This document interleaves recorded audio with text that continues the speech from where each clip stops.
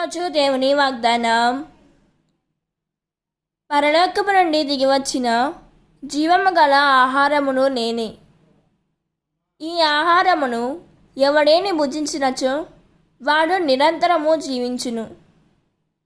ఈ లోకము జీవించుటకు నేను ఇచ్చే ఆహారము నా శరీరమే అని మీతో నిశ్చయముగా చెప్పుచున్నాను అనెను. యోహాను సువార్త 6వ అధ్యాయం 51వ వచనం. ఈ వాక్యం మనకు ఏం చెబుతున్నదంటే, ఈ వాక్యంలో యేసుక్రీస్తు పరలోకము నుండి దిగివచ్చిన జీవము గల ఆహారమును నేనే అని ప్రకటించాడు. అయితే కొందరు ఈ వాక్యాన్ని కేవలం భౌతిక ఆహారం గురించి మాట్లాడుతున్నట్లు అర్థం చేసుకుంటున్నారు. కానీ ప్రభువు చెప్పింది ఆయన శరీర బలి ద్వారా లభించే నిత్య జీవము గురించి.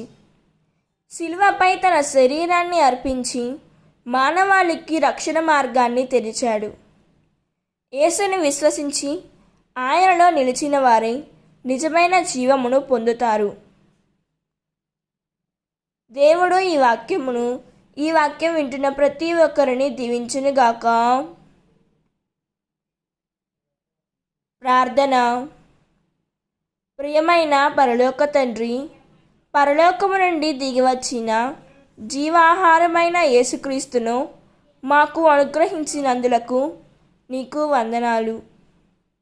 ప్రభువా, మా హృదయాలను ఎల్లప్పుడూ నీ వైపే తిరిగి ఉండునట్లు కృపచూపుము తండ్రి. నీ వాక్యమును ఆత్మీయ ఆహారముగా స్వీకరించి నీలో నిలిచి మార్గములో నడుచుటకు మాకు సహాయం చేయుము తండ్రి. ఆమేన్. God bless you.